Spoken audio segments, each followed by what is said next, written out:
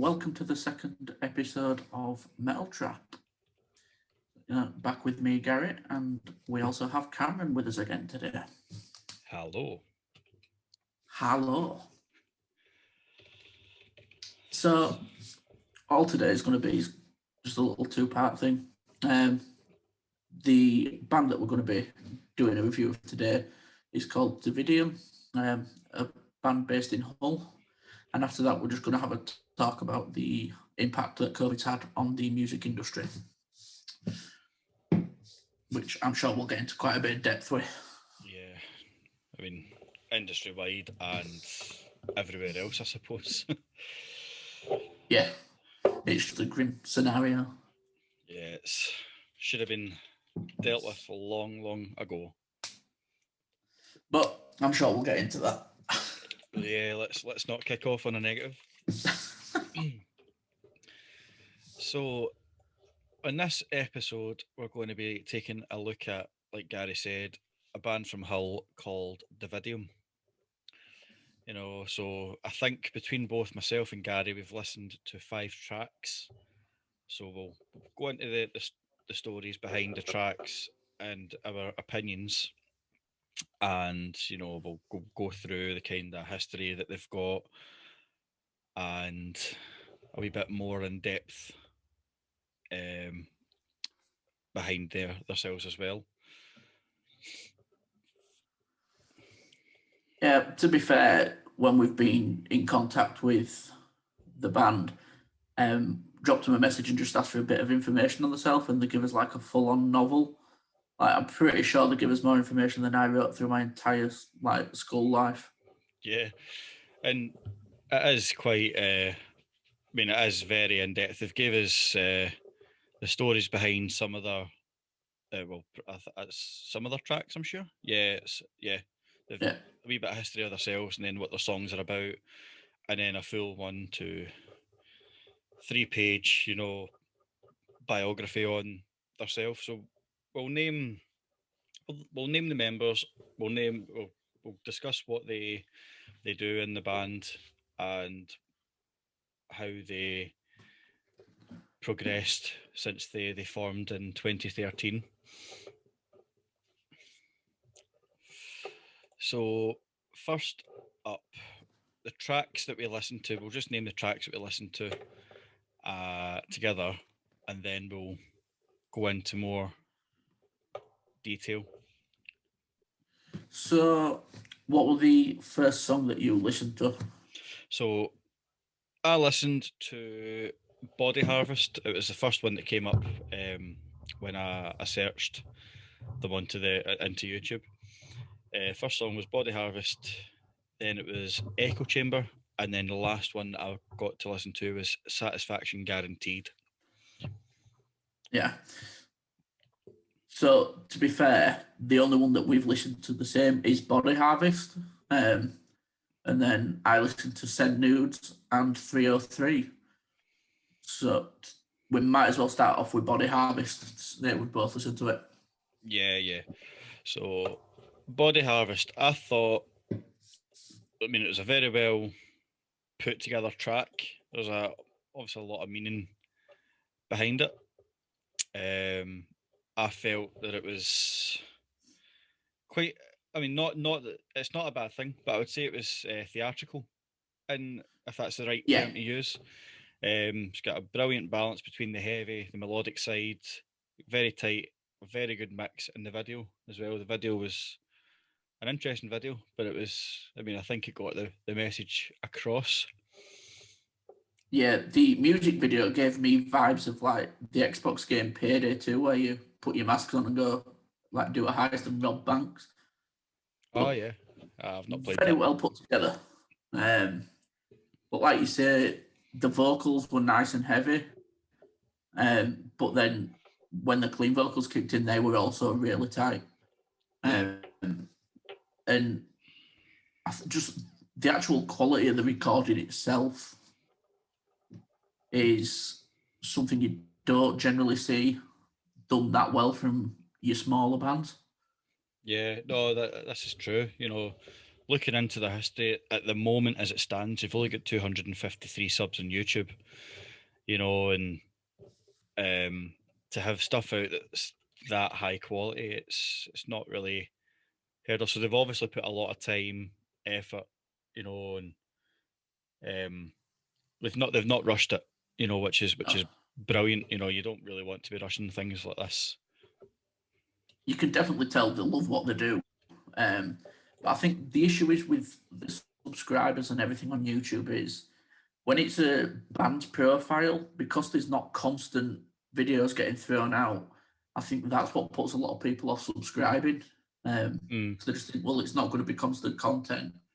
But then on the flip side, if you don't have like the likes of Facebook or anything like that, and you just go on YouTube and find them that way, then that's the only way you're going to find out when they upload something new is by subscribing and then having it pop up on your own feed. Yeah, no, that's true. It's a fair point. I mean, judging, but on their socials, I mean, they've got 253 subs, like we said, 75 SoundCloud followers, and there's over 4,000 likes or follows on YouTube. So I would say a fair, the fair brunt of their follower base will be from, you know, Facebook. Which again, to have that amount of likes on Facebook for an upcoming band is brilliant. You know, it's fantastic. Yes. A lot, obviously, people like what they put out. You know, so that's obviously a very big plus for them. Yeah, definitely. And looking at the info that they sent over about the meaning behind the song, it's actually quite a dark song when you look at it. Yeah, I'm just Like, reading that just now. I, it's weird how you just get inspiration for songs, be it from a happy memory, a bad memory, or something that just pops up at you whilst you're just walking about doing day-to-day shit. Yeah, I mean, it's very, very in depth. You know, I mean, to be fair, I would say pretty much most people living in the 21st century would relate to the story Definitely. behind this song. Just to touch on it briefly, it's about a relationship that I believe had turned toxic and was pretty much at the last stages, and there was nothing to do to save it. And it's about a person going home and dealing with the sudden realization of it, you know, that it's done. Yeah, need to get the fuck out of there. It's not healthy. Yeah, I mean, there's no point in waiting for the issues to fix themselves. I mean, they may never have been able to be sorted, and it would be a crushing experience to go through. I mean, I believe everybody has and will go through something like that in their life. And the fact that it says here that it took a long time to come to terms with the situation, but I'm glad it happened. It was something that he'd always wanted to write about, but never seemed to find the right words. And obviously, until they began writing Body Harvest, it's the song that the vocalist Neil Bailey is most proud of. Yeah, I think it's one of them things that I think it's just one of them things that like you don't realize how toxic a relationship can be, and people are telling you, "Look, it's not healthy. Get out," and you just think everything's fine. You keep plodding along, and then in effect, you just have that realization that you know what, it's not. And the fact that they've wrote that song, it directly listening to it, I wouldn't have thought that's what the song was about, but that might have been a song that someone's listened to and then just thought, you know what, that is exactly how I'm feeling. Mm-hmm. And that could be one of them songs to someone that helps them get out of a toxic relationship. Yeah, absolutely. And just even looking through this, and you know, I would say he's got every right to be proud of that, because not everybody has the means or the willpower to even put their thoughts on paper, you know, and let alone release a track about it. Yeah. And there Apart from the is, music side, sorry to cut you off, but some people don't even get the willpower to be able to pull themselves out of that relationship, and they just either sit there or harm themselves with it.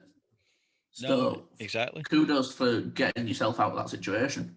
Yeah, I mean, with almost 3,500 views on YouTube, it's came out 9 months ago. I believe there's a piano reprise of it as well. You know, so there's different there's different versions of it to reflect on, which again, not everybody is able to do that. But the fact that they've been able to turn it around into something that I personally would say is more beautiful. You know, it Yeah, gets it gives you a different emotional connection to the original story of that track, and you know, and I totally get it. It's a very well put together song, and he's got every right to be proud of that. yeah, it's kind of like what we spoke about last week with the piano cover of "The Drug in Me Is You" by Falling in Reverse. Yeah. Drugging Me is reimagined. I think it's called. Yeah, it just gives it a completely different twist on the song. So I haven't listened to the piano version of Body Harvest yet, but I am gonna get straight onto that once we're done here. Mm-hmm. No, it's definitely it gives you personally it gives you a different perspective. Although the story's the same, I just think the way that um, it's been translated, it just gives you a slightly different perspective, which ultimately, to me, gives you that bit more of a deeper connection to the track. Yeah, Just it clears it, you know, it clears it up a nice bit, you know. So fair play, you know, like not everybody, like we said, not everybody's got the power to, you know, to do that. And the fact that he's done it so well, and then even released a different version, you know, considering that the genre that they are, they've released this, you know, and even well-known bands, it is a risk to release not only an acoustic version of their songs, but a piano version. You yeah, know, it is a huge risk, and it, in my opinion, it would have to be played off pretty well to work, and I think this 110% works. Like yeah, it does. phenomenal. Well, I say it does. I've not listened to it, but if it's anything like the other songs I've listened to, I'm sure it's something that they'll have pulled out of the bag. Yeah, definitely. So, moving on from Body Harvest, to be fair, we could go on talking about that for quite a while. Yeah, we could probably do a full episode just talking about that song. Yeah, and to be fair, before we move on to his next song, actually, I wouldn't mind getting these lot on for an interview and getting like their side of it properly without just having a little bit of text behind each song. Yeah, no, that would certainly be And just something get we would look into. and just get a full dedicated episode, not just like a little segment. Yeah, no, I think we should certainly look into that. That would be something that's we'll need to contact them obviously and get them scheduled Yeah. in. Yeah, I'd be happy with that. So the first song that I listened to that you haven't was called 303. And looking at my notes, I put down two things, and they're still just sitting in my head. The first one is great vocal range, which I'm guessing goes through the entire like song catalogue. Like we said, we get a strong Bruce Dickinson feel from his vocals, Yeah, he's clean vocals. Yeah, which is nothing to be like.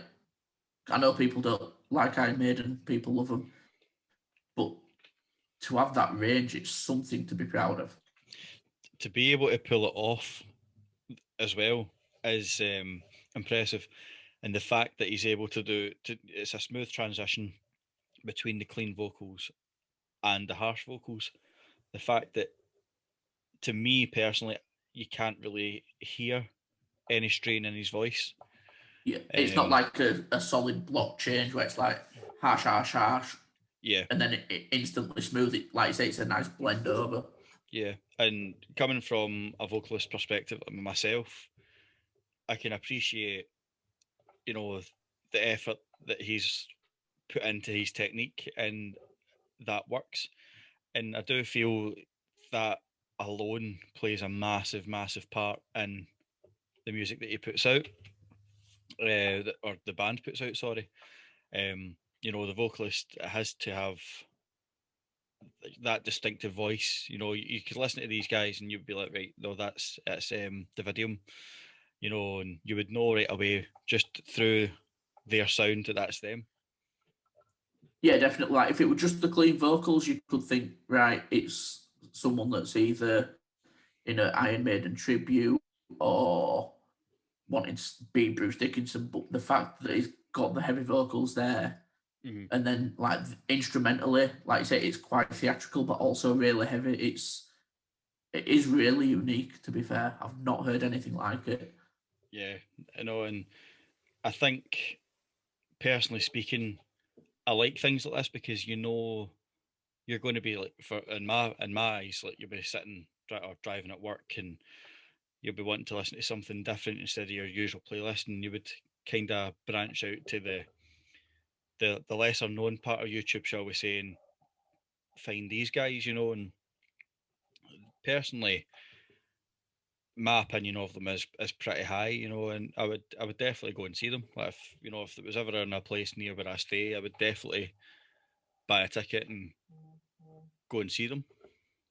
Definitely, it's like there's a strong Tesseract vibe from them, which we'll come into it a bit later. But they have played with Tesseract. But like personally, I think they're not shit. I just really don't like Tesseract. But even though I get the vibe from these, I do really think these. Well, to put it blunt, I think these are better than Tesseract, and I think they're more talented. I'll put it out there. Mm.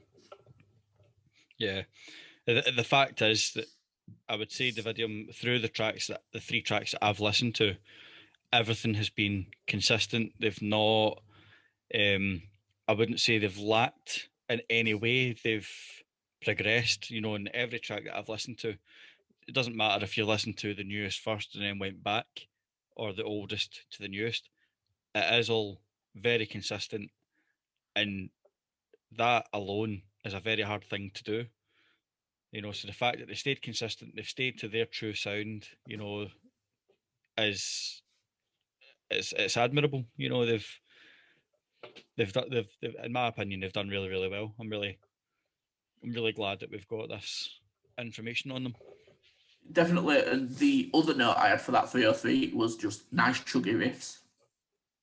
Yeah, You can't beat a chuggy riff. no, you really can't.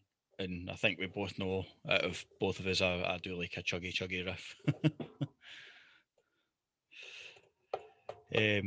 But no, fair play to them. You know, they've done excellently well with the tracks that they've put out.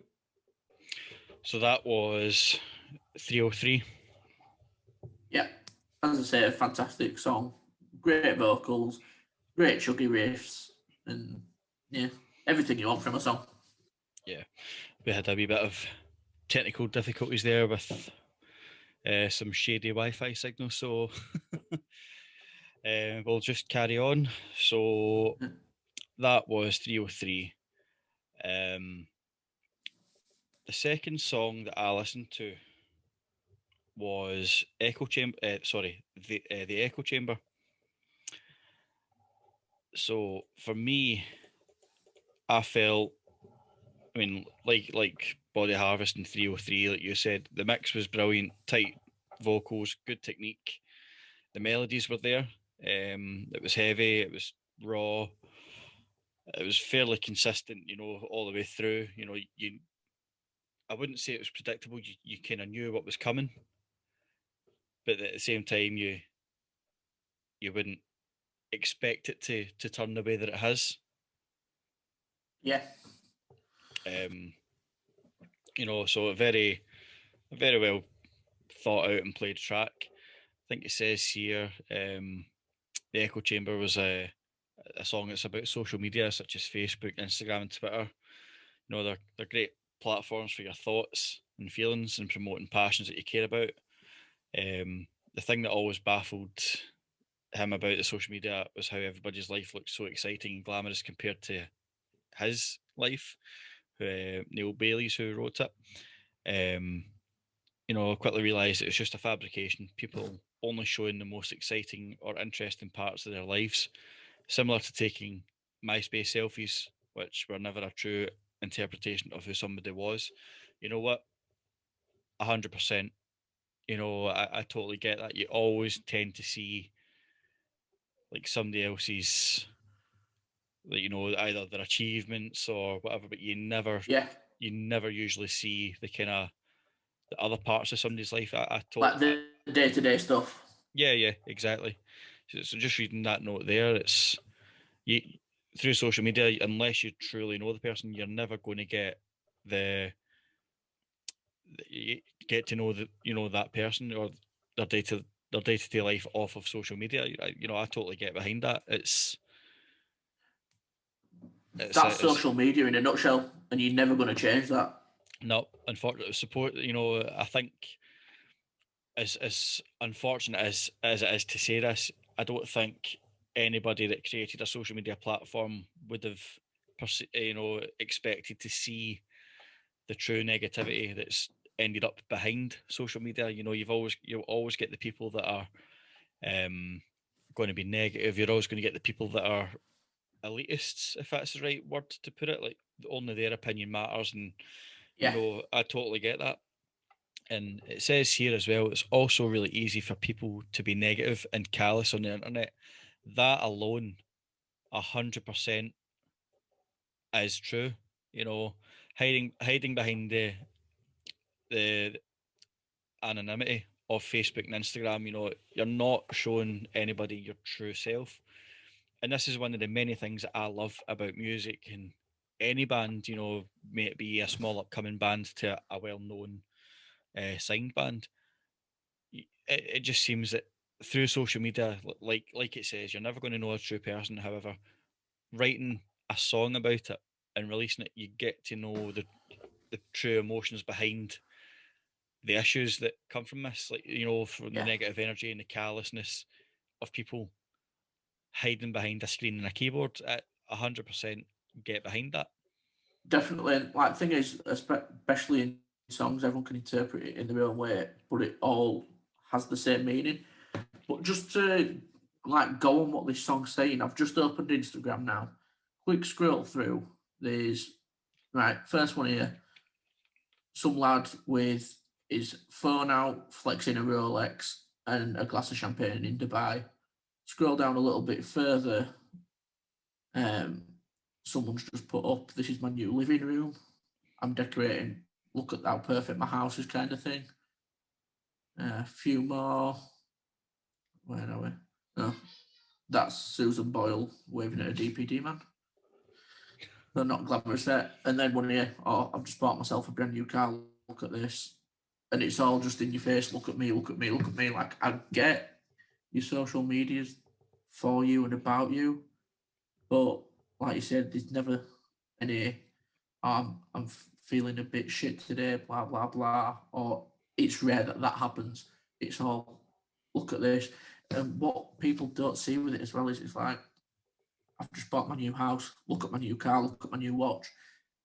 And people look at it and think, you know what? He looks like he's got a perfect life. When behind the scenes, he's 35 grand in debt for car and watch and everything because he's got it all on finance and they're living above the means and they can't afford it. Yeah. But all you see is the perception of that's a fantastic life. Yeah. I mean, just because you said you opened your Instagram there, I've opened mine, and it's cows, as in the animal, not in Scotland we call cows something different. Derogatory, but it's again musicians, animals. I mean, somebody else, same as you, Gary, new car and things like this. But you know regardless of if they can afford that or not, you're never going to fully know unless they come out and face it and be like, oh, here, look, I bought this car, I bought this watch, but I can't afford it. Exactly. You know, and like they're saying, it's just, that's all social media is. It's just a film. yeah. I mean, I'm under the impression, you know, it's like I live within my means. You know, I'd like to think I've got nice things. You know, I've got a car that I can afford. You know, I don't like, you know, I'm not going to be scraping the barrel every month just to pay for a badge. You know, and I'm quite happy with my life. You know, but Exactly. obviously there is people out there that are going to be brandist. There is going to be people out there that are materialistic, and that's just not something I believe in. You know, I'm fairly happy sitting driving around in a 13-year-old car and a 5-year-old car now. You know, I'm very happy with that because I know I can afford that. You know, it's Exactly.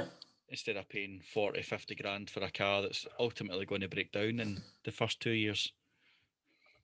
So, but yeah, so I think that song, looking at that, is a very solid point of what's wrong with the world today. So I am going to have a listen to that one. I'll put it onto my list. Absolutely.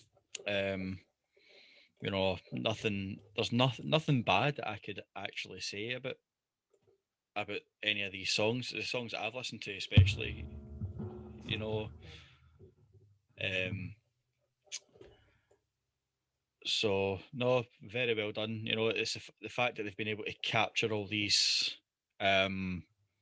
emotions and thoughts and put them out into great music. It's unbelievable. You know, it certainly opens your mind and puts things into a greater perspective. Definitely. But some people are different to us. Yeah, They absolutely. like to live outside the means.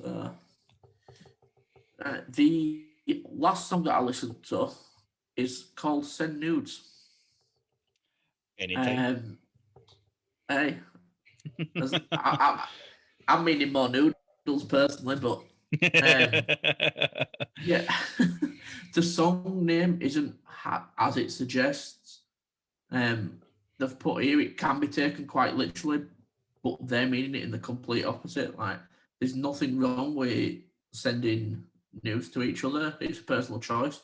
If you're confident and comfortable enough with your body, and obviously everyone's consenting and stuff, why not do it? Um, but they're focusing on the pressure of people feeling that they've got to comply for requests. Like, so if someone says to you, "Oh, send me this," they feel that they've got to send it over. And a lot of the time, it's between people that don't actually know each other. And then there's obviously the risk of the friendship or things like that having implications. And if you don't send a picture, then you're frigid, and then people start saying stuff. So there's that pressure there. Yeah. So to look at the name, you think, oh, it's about getting your dick out, taking a picture next to a Coke can, look at how big this is. Oh, it's right good. But they're actually meaning it in the complete opposite, which I think is quite a good twist on it, really. Yeah. Especially like in today's society where, like it says here, there is a lot of sexual exploration and liberty. It's nobody wants to be known as frigid and things like this, but the way that I see it is everybody has the right to their own mind, their own space, their own body. It's up to them if they want to partake in, you know, sending somebody, you know, these things. It's that, in my opinion, anybody that pressures somebody into sending these images is wrong. You know, there's no justification for that. No, definitely not. You know, and I'm a firm believer of no means no, and if somebody says no, you should not pursue that. You know, drop it, leave it, move on. You know, Yeah, that this is it. you've said no. That's your answer. Fair enough. And Exactly. that goes for a lot of things in life, rather than just sending titty pics and whatever. Yeah. No, Um, exactly. I mean, don't get me it's wrong. personal boundaries.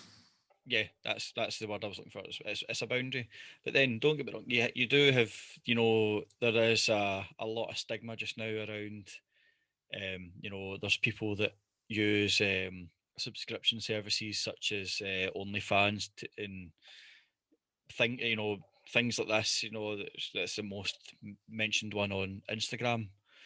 But a lot of people taking that part out of things. OnlyFans was a service for people to it's for artists, it's for content creators, it's for absolutely anybody and everybody. There's musicians that use it, to promote their own music on a subscription basis, Patreon as well. It just seems that because many people got on this bandwagon of using that platform, it's got a pretty bad stigma around it, and that's why a lot of people choose now not to use these services, because it's because of the wrong. Well, I say the wrong end of the stick. It's not. I mean, everybody's entitled to do what they want, but personally, I think, like I said, no means no. You shouldn't. You shouldn't pressure anybody, and this is why I can get behind the OnlyFans thing, because it's definitely. I was just about to say I support it for that reason. Like you're saying, it's just you're taking it into your own hands and you're controlling what gets out, what doesn't. Exactly, and it's just I seen something that was on Facebook. No, it wasn't. It was on Instagram, and it was somebody put a statement on saying, like, I used to be the type of person that would be very easily convinced to send a lewd photo. And as I grew older, I thought I could benefit from this, and then opened up her own, OnlyFans. And I was sitting reading the full story, and I was like, this is absolutely fantastic. The fact that she's turned around and said, look, I'm not giving you it for free, but you can pay for it. And it's just the amount of people that have turned around and be like, oh no, you're frigid, or you're selfish, or any other derogatory name, because that person that desires, the submission, shall we say, isn't getting what they want. That ultimately it's them that has the issue. And the fact that, like you say, I've not listened to this song yet. I'm definitely going to now. It was how the song was conceived was around that basis. Yeah, and it's like me and Jade follow someone on TikTok. As awful as TikTok is, it's addictive. But anyway, we follow someone on there, and basically she's a single parent. She was struggling for money, so she set up an OnlyFans, and that just to support her daughter. And she put up not so long back that she earned £100,000 in a month. Yep.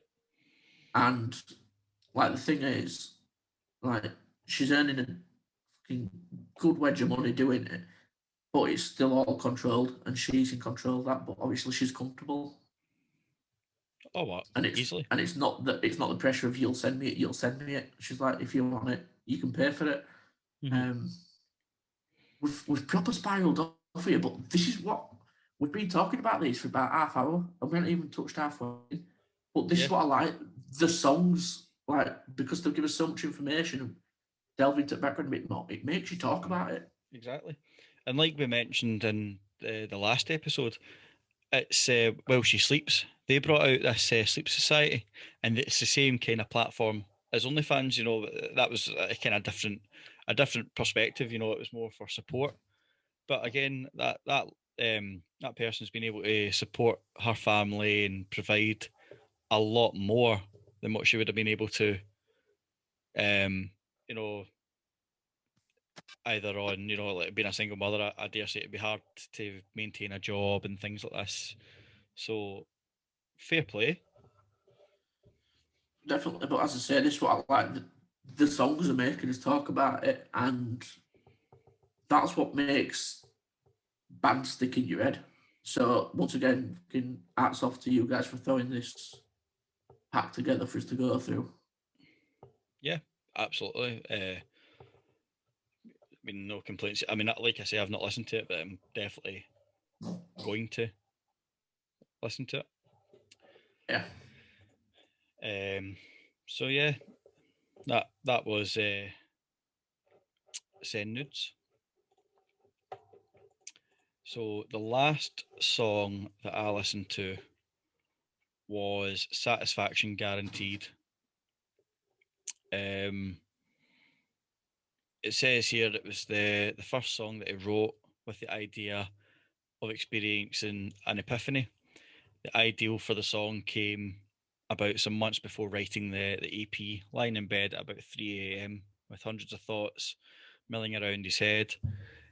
All I could think about were the links we as a band were going through on a day-to-day basis, the excitement, disappointment, rejection, determination, and money worries, all things that anyone who's in a band can relate to. It was something very real for me at that moment, and self-doubt was creeping into the back of my head more more often than I liked. I decided to take this uncertainty and try and turn it into something positive. Thus, Satisfaction Guaranteed was born. And funnily enough, that was kind of the, not to the same extent um, of what I've just read out there. I got a similar experience from listening to it. But no, it was a fantastic track. The way that they've put their message across, every single song's got a different message, and that's what I like about these guys. There's not two songs the same. There's no same message in two different songs. And the fact that it's a fantastic balance between the mix of heavy and melodic and lighter tones.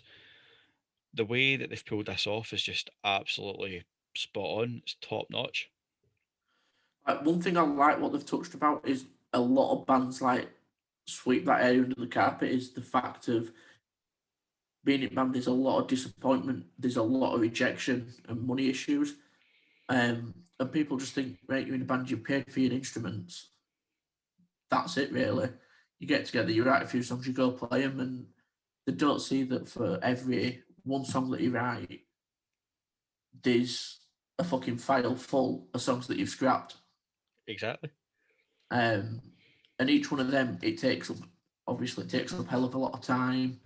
And then obviously, apart from that, on the rejection part, you go into promoters, you're trying to get onto record companies, you're trying to get onto venues, and they're just like, look, you know what, we'd have to go away, come back in a year's time or whatever. Yeah. And the more you get rejected, the more you start to think, is this really for us? And that's when your determination kicks in. You think, you know what, fuck what they're saying. It's what we want to do. We know we're good, and we'll get there. Yeah. And but everyone just sees the happy side of bands. Like, oh, you go out, you have a few beers, you play music. Yeah. I mean, nobody really sees the true financial burden of being in a band. So, for example, you would need, if you're going to be doing recordings or live shows, you need, decent equipment. You need the know-how of how to use your equipment, and then it's the financial burden of, some bands rent a place and turn it into a studio. Other bands just go to a studio, but you still need to pay for the time that you've used. You need to pay for transport to get there. There's a massive. I mean, if you were going to ever get into music for the money, you've got a mass. Yeah, exactly. Don't. You've got a massive. You're going to have a massive bill in front of you before you even start to accumulate any form of income. And this is from my personal experience. Me and you both know I've had some pretty decent equipment in the past, and I've never ever earned any money from having the equipment that I have. It's more so just for show on stage. And fair enough, at the age that I was, playing guitar on stage back then, having a full amp system, at the age of 17, 18 was unheard of back then. But then there was me, full half stack, the lot, decent equipment. And half the time the stuff ended up broken, with other bands absolutely destroying your equipment. And this is the thing, nobody sees the true expense of music. You need to maintain your equipment. You need to make sure everything's top notch. And this is a bit that always annoys me through non musician minded people.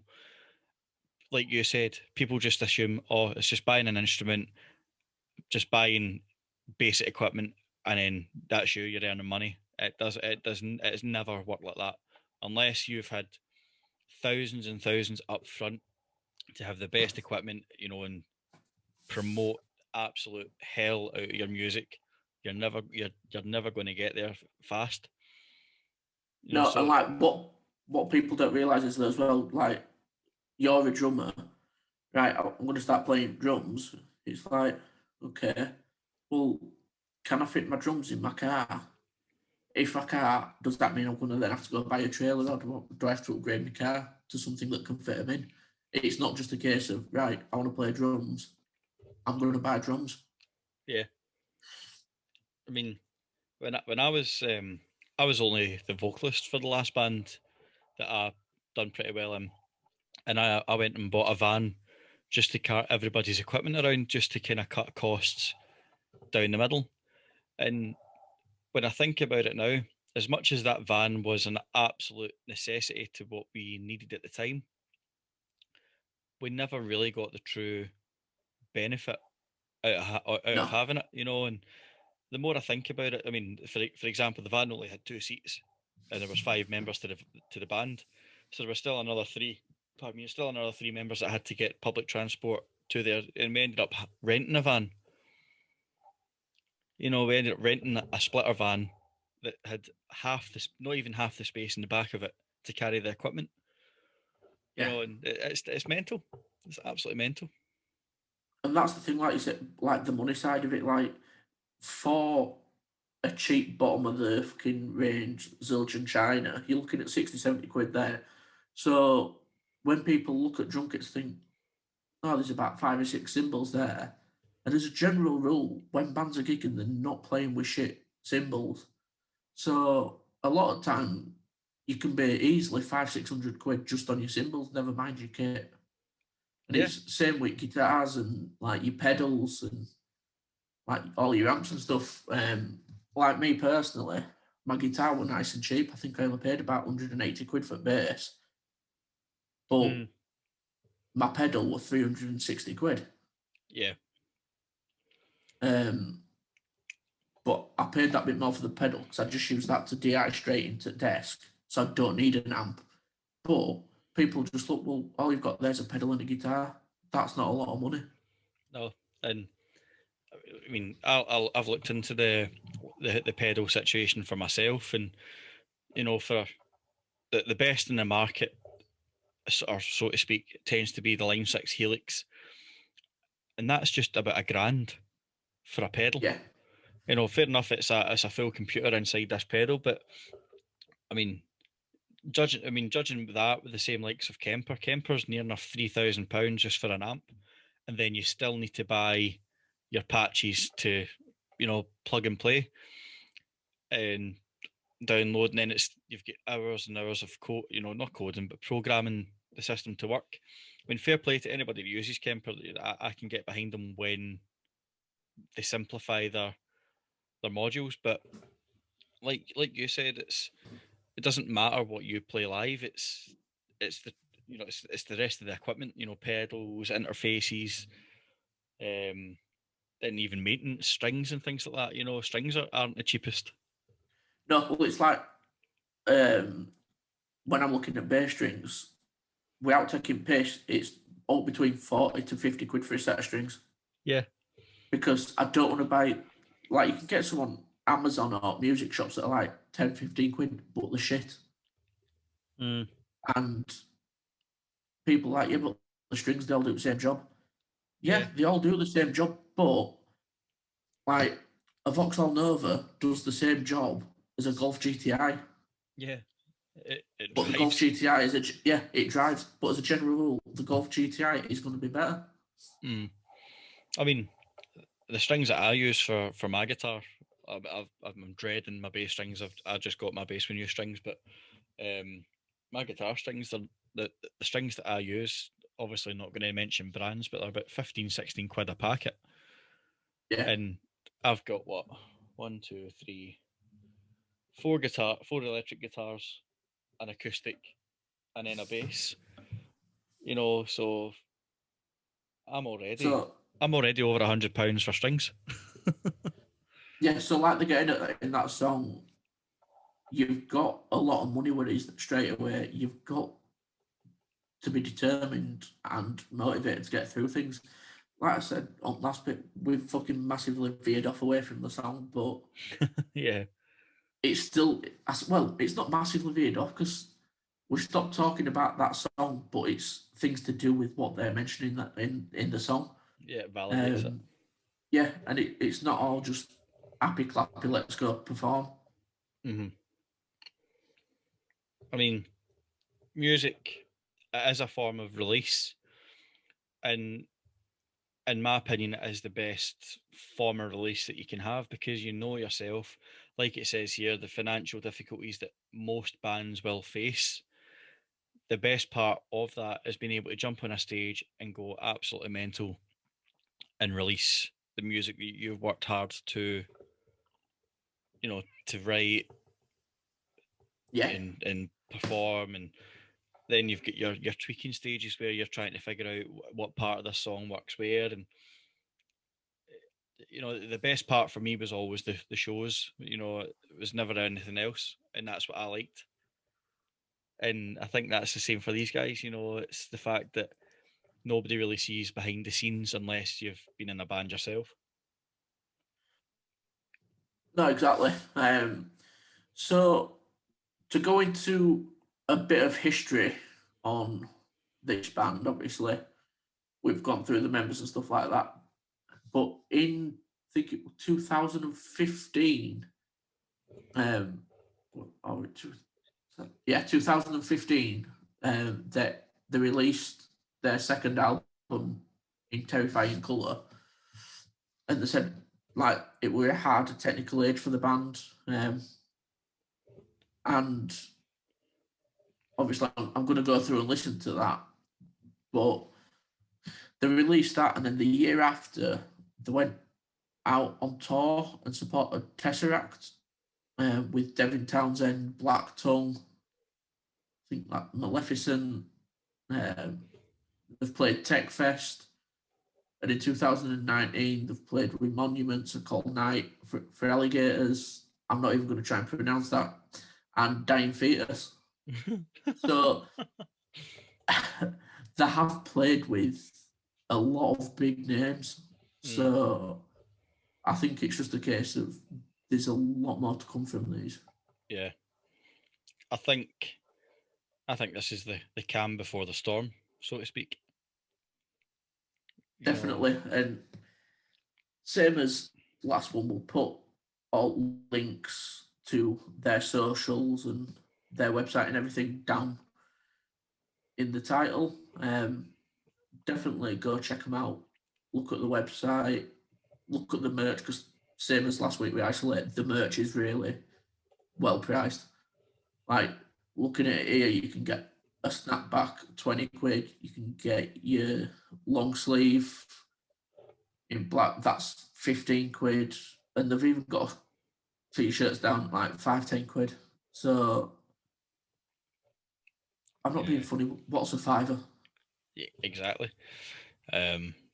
It's nothing, and fair play to these guys. Their merch is actually pretty good.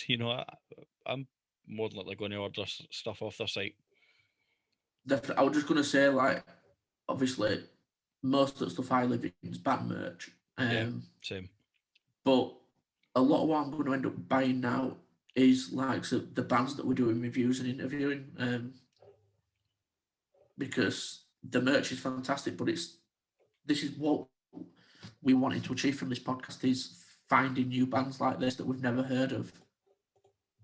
And as I say, I wouldn't have heard of these if it wasn't for the fact we've put the post out. They've come to us and said, "Oh, this is what we're about. Do you fancy doing a review on us?" And I definitely do want to see if these are free at some point to get them in for an interview.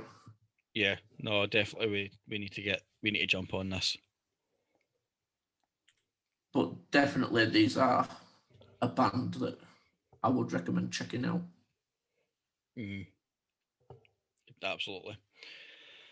So, like we said, we'll put all the links to their store, their website, and their socials in the description. You know, and we'll put some anecdotes from the biography that they sent us, just you know, as more information. I mean, we could spend easily another 2, maybe 3 hours going through everything, but what's the fun in that when you can search them for yourself and get behind them? Exactly.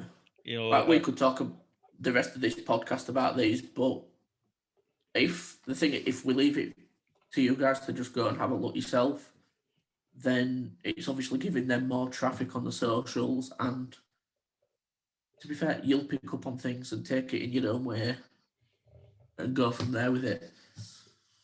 Exactly. So to round that off, that was Dividium, and it consists of Neil Bailey, who is the vocalist, Peter Delaney, who is a guitarist, keys, and backing vocalist, I believe. He's a busy boy. Very busy boy. Jason Haslam, who is the bassist, and James Coggan, who is drums and vocalist as well. That's something you don't see regularly. Drummers doing vocals. And don't get me wrong, playing drums, you know, in sync isn't the easiest task either, but to do that and sing or do vocals, fair enough, you know, fair play. I mean, I tried years ago and I failed fucking miserably. I'm all on for singing and tying my shoelaces. No, well, you know, fair play. So that was them. 4-piece metal band. 4-piece melodic metalcore band from Hull in the UK. To say we've said reviews that we're doing bands will be like 10-15 minutes. We're currently 55 minutes deep here. Yeah. So I've just seen that on my screen. I say I'm not complaining, because that's what you want. You want these bands to get you talking, and they've done a really good job of it. And one thing I want to do at the end of the year is, obviously, I haven't mentioned this to you yet, but come December, out of everyone that we've interviewed, reviewed, and done stuff like that, I want to do like a special feature-length podcast and do a breakdown of as top 10 favourites throughout the year, and just send them 5 questions each. So each band, then they'll give us the 5 questions. We'll do as top 10, read out the questions, and then see what responses they give us back. Yeah, no, that sounds like a great idea. And it just means it gives us something to plan and scheduleize for that time. You know, it gives us pretty much 10, 11 months to get a plan for it. Definitely. And to be fair, if these guys are in that top 10, then I'm looking forward to listening to some shit top bands this year. Yeah. Yeah, that's certainly something I can get behind. I know it's only the second episode, but I'm quite happy about the 2 bands that we've picked up so far. Yeah, so that was Isolate, which was the first episode, and now Dividium, which is second. And we've got quite a lot of bands, you know, coming up that we're going to be doing podcasts on that are releasing music in February and March. So I'm looking forward to seeing not only where this podcast journey takes us, but the journey that we end up traveling with these bands. You know, I'm looking forward to it. It's like on my list here, I've still got another 3 bands that said we'll sort. Like, there's a band called Prescription Happiness, one called T.H.R.E.E, and another called Obstacle. But I said to him, I went, how do you pronounce this? Because I don't want to mess it up. And he actually turned around and said every member of the band pronounces it different. All right. So, but it's like, they're a black metal band, and me personally, I really don't like black metal. But, like we said, we'll get smaller local bands on, we'll review them. If I don't like it, it's not to turn around, I'm going to just say for the entire review, oh, it was shit. It'll be like, look, it's not my cup of tea, but you should listen to it for X, Y, and Z reasons. Or it might be a case of I turn around and be like, I don't like black metal, but fuck me, they're good. Yeah, I mean, don't get me wrong, black metal does have quite an acquired taste when it comes to music. I do like a small bit of black metal, but it's one of the genres that I've got to kind of be in the mood to listen to it, or if I'm going through like a playlist and I see a song that I've listened to in the past and that I could listen to it again, then yeah, I won't turn it off. But I do agree they are an acquired taste when it comes to metal tastes. I mean, there's that many different styles of metal and things like this. So for the last 15 to 20 minutes, we're going to touch on quite a serious matter.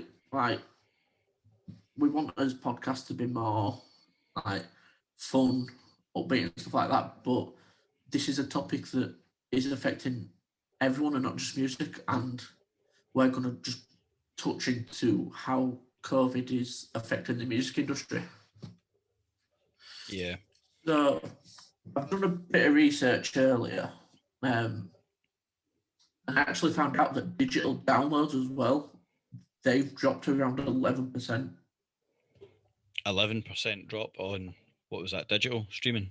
Digital downloads, which to me I'd have thought people can't go to gigs, so they're going to download digitally. But then I also thought people are on furlough and they can't afford. Yeah, well, that's true. Yeah. But 11% is massive. Yeah. I mean, just looking at there's a Wikipedia page on the impact of COVID-19 pandemic on the music industry. The amount of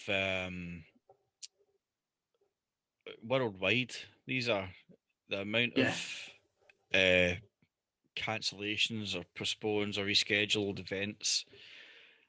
You know, a lot of people are worried that these festivals or even venues are going to close down. You know, and I think in my eyes, the hardest one for that will be download. You know, that's how me and you met. It's how a lot of our you know, friends and family met. You know, through download.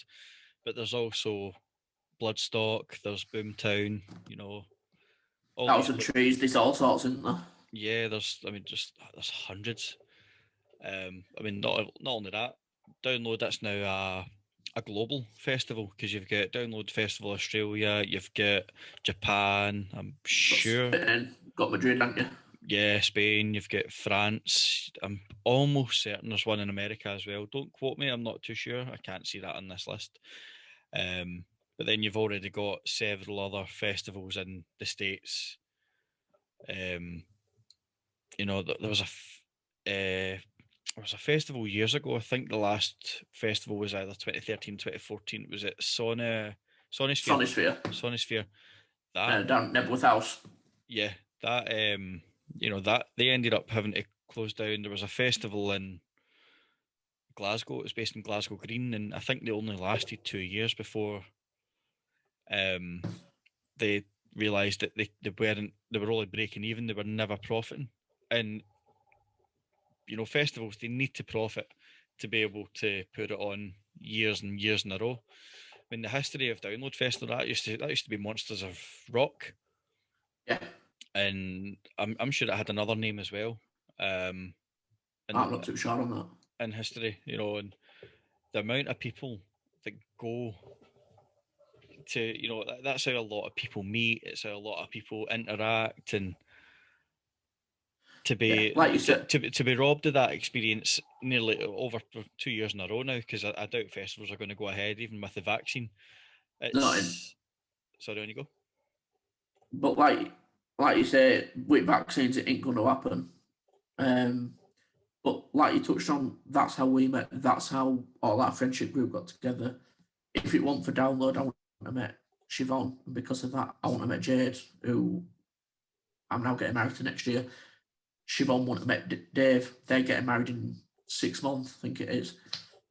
So it is a massive part of people's lives, and to lose it is huge. But when I was doing some research earlier, there's a company from Fareham called BCS Audio, and they provide like all the sound equipment for large gigs and festivals. Yeah. They've had to make 76 people redundant after the revenue for last year, because the revenue last year was reduced to less than 5%. Yeah, that's right. When compared to 2019, but it was these next four stats that got me. Last year they had 95% drop in technical supply revenue. They had a 90% drop in festival revenue. They had a 75% drop in grassroots venue revenue, and 54% expected job losses in the sector by end of last year.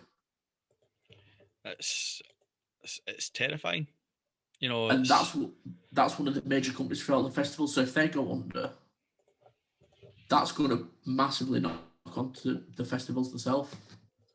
No, absolutely. The fact that it's already had such a massive impact on the industry. You know, there's bands that have played. I think it was Rise Against played a small venue in the States and recorded it. I'm sure, I can't remember where it was, but I think it was the first venue that they played. They done it to raise awareness for the crew. They done it to earn, you know, a bit of money through the live streams, just to kind of help out. You know, it's not just the band. It's not just the band that suffer. It's you've got all your back staff and all your crew. Yeah, you've got your crew. You've got your tour crew. You've got the venue teams. You've got security. All these places are, you know, it's these companies that ultimately make events and shows go ahead and make them possible. Yeah. You know, without these guys, it would never, you know, be a thing. So it was live from the show that Rise Against done. It was live from Metro at SOS Fest. It's a half-hour video that's on YouTube, and they've done like a few classics, a couple of new tracks. You know, it was Save Our Stages. I'm pretty sure it was October that came out. But just, I mean, they are a mainstream band. You know, I've listened to them for years, but when that came out, it just shows the struggle that they're going through. You know, and even following musicians on Instagram like Matt Heafy from Trivium and Jared Dines, you can see from their perspective that, I mean, Matt Heafy's got his YouTube channel, his stream channel, his Twitch channel and things. Like, you can see that they're all trying different things to maintain a steady form of income, because just like us, their job is performing, their job is music. And if they can't get out on tour and do it, then they're not earning. No, you know? And the difference is they can't get furlough. Exactly, because so their money completely stops. And they've got to pay. I think I read this somewhere. They've got to pay for storage fees. They've got to pay for, you know, whatever it is they've got to pay for. They've got to. There's so many things that they've got to do, and that's just not going to be possible for them in the long run to maintain that.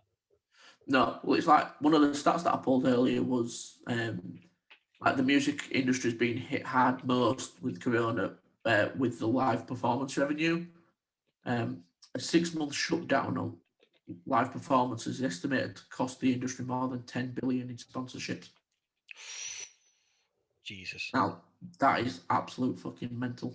That is mad. But you've got to. There is one thing I want to touch on there. Just when I seen that coming up on my screen here, there's one band, rock band, that everybody was crying for to form a reunion, and they finally formed a reunion and were able to play one show in the full, like, not secret, but the full kind of hush hush thing about it was very, everybody was like, oh my god, I'm so glad that they're back together, but at the same time I'm gutted because they can't come and do their tour. So it was My Chemical Romance. They had a 6-year hiatus. Finally reunited. Yeah, we're playing shows. We're going to do a full tour. Everything was all booked, set in place. Bang, COVID-19. So the secret that they'd kept, I presume, for a while, came out.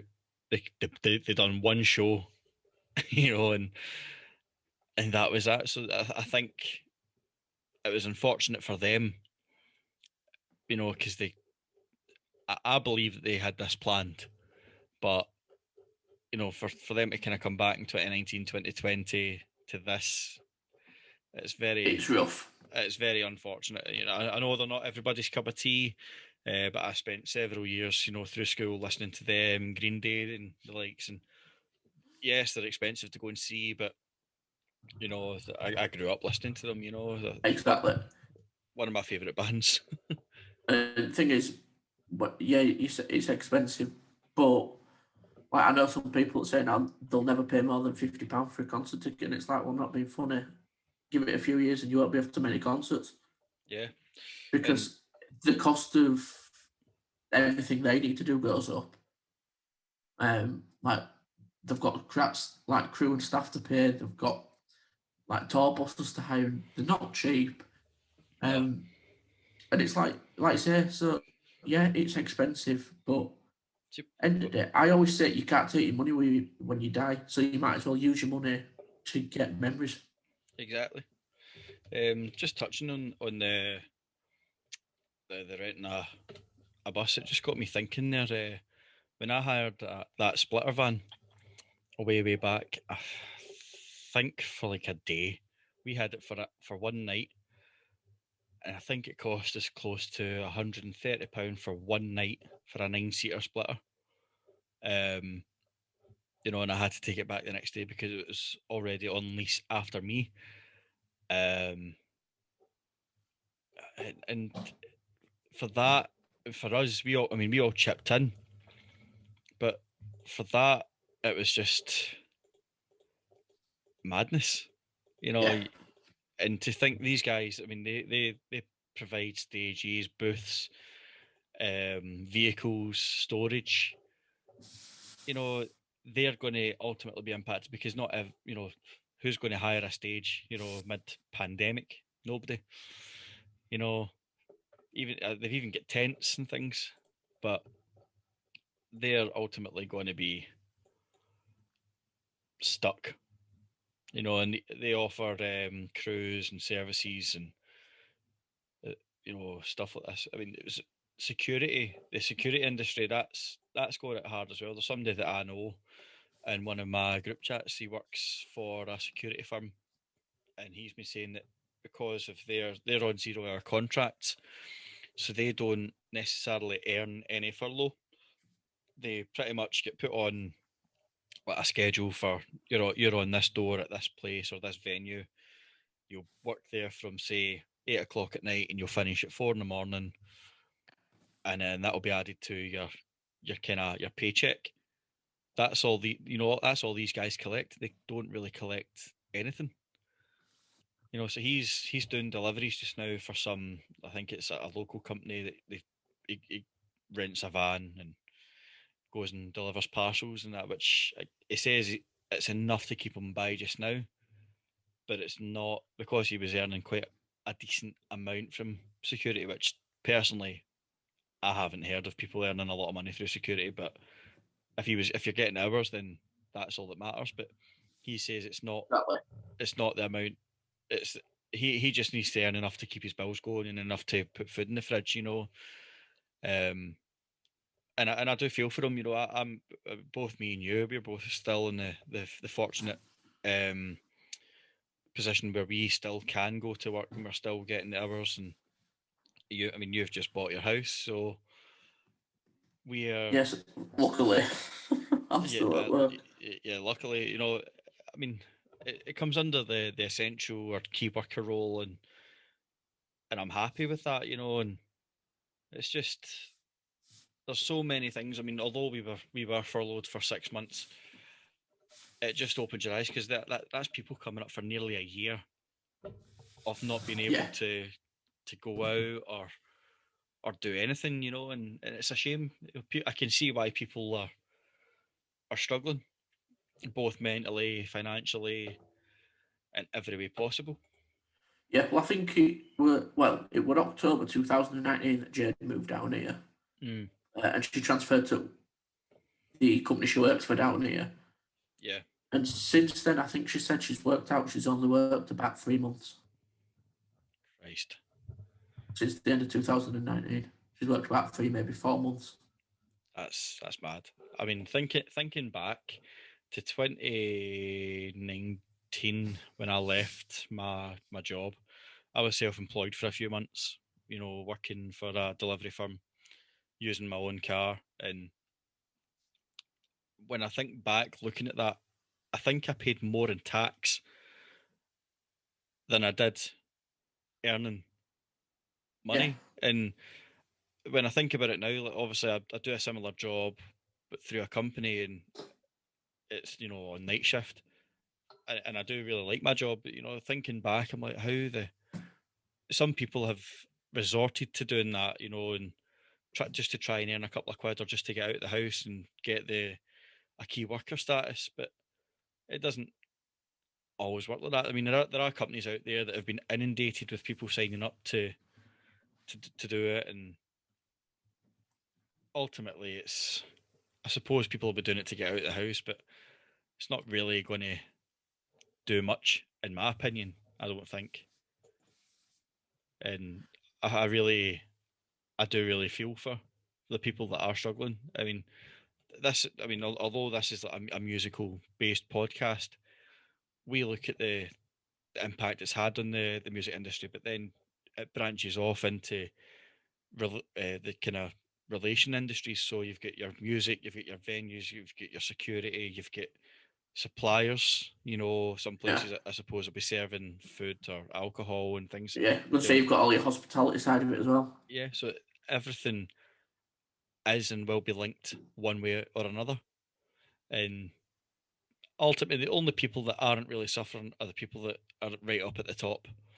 Yeah. They can afford to be closed for a couple of years, but there's smaller venues and smaller bands which we are more orientated towards that ultimately are going to struggle. Yeah, definitely. And like just touching on that, like obviously said last week and that my band were releasing our EP in March, but we formed during COVID. So when we're going to likes of promoters and record companies, it's like, well, we've got a EP out in March. They're the songs that we've released at the minute, but that's all we've got. We haven't got an EPK, so it's like we're not able to show you like a live performance. We can't show you photos because we haven't got any because we physically haven't been able to do that. Yeah, because lockdown restrictions, which is another confusing factor. There were some districts for a while that were like tier 1 or tier 2, and then like driving out ones. If you lived at kind of the border of the district of a tier 2, you could end up driving into the street of a tier 4.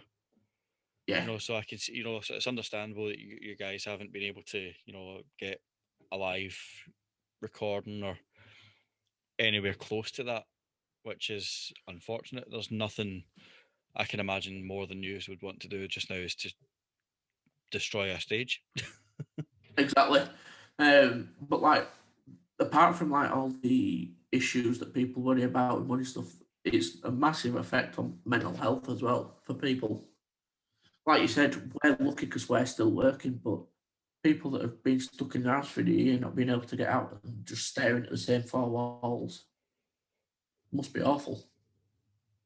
Mm, yeah, But obviously, if you are in a place where you're not in the right frame of mind or you're struggling mentally, go talk to someone. It don't have to be a professional organisation. It don't have to be someone that's gone through it themselves. You could just like drop your mate a message or speak to your family. Look, I'm struggling.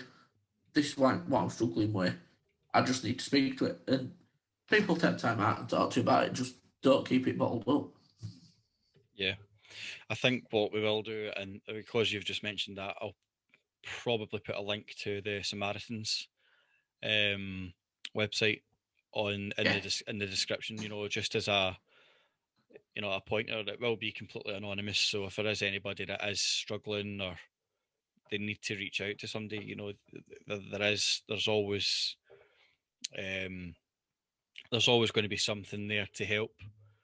And throughout the music industry, from our perspective, we've always either been to rock or metal festivals. There's always been some form of mental help assistance on site.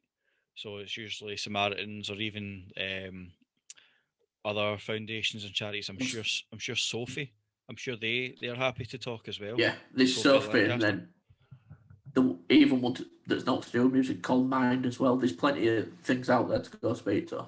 Yeah, so I'll link the Samaritans one into our description, and even at that, even if anybody doesn't feel confident enough to reach out to that, our email box is always open as well. You can always message the page; it's always monitored. Yeah, and the thing is, with us jobs as well, one of us is always at work at some point through the day. Yeah, your day shift, I'm night shift, so and everything.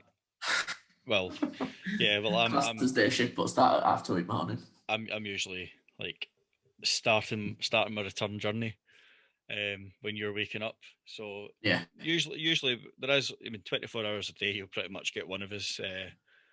The page is always active and it comes straight through to both our phones anyway, so typically it will usually be me that's awake at night anyway because of my sleeping pattern. It's great fun.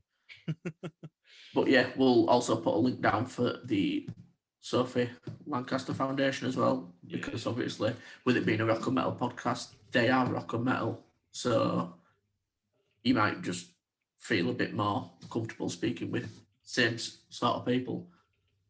Yeah, we'll get that linked as well. And you can have a wee, not even if you just want to have a look around their website. I was at the Sophie Lancaster,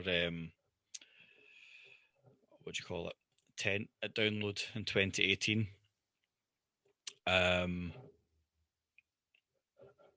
And I bought a couple of things. I think it was a lanyard for my phone and a wristband, the blue and white wristband. Hang on. So it cut out just before you started mentioning website, I think it was. All right, I can edit this bit out. I think this is going to be the most edited episode. Pick back in now. Yeah, so we'll get them linked. And it just means if you want to have a look either at the Sophie Lancaster Foundation, if you want to have a look at the Samaritans, or even reach out to somebody, or even if you just want to talk to us, we're more than happy to talk and to listen. Yeah, definitely. So to summarise on this one, well, sounding like it's finishing on a bit of a more subdued note.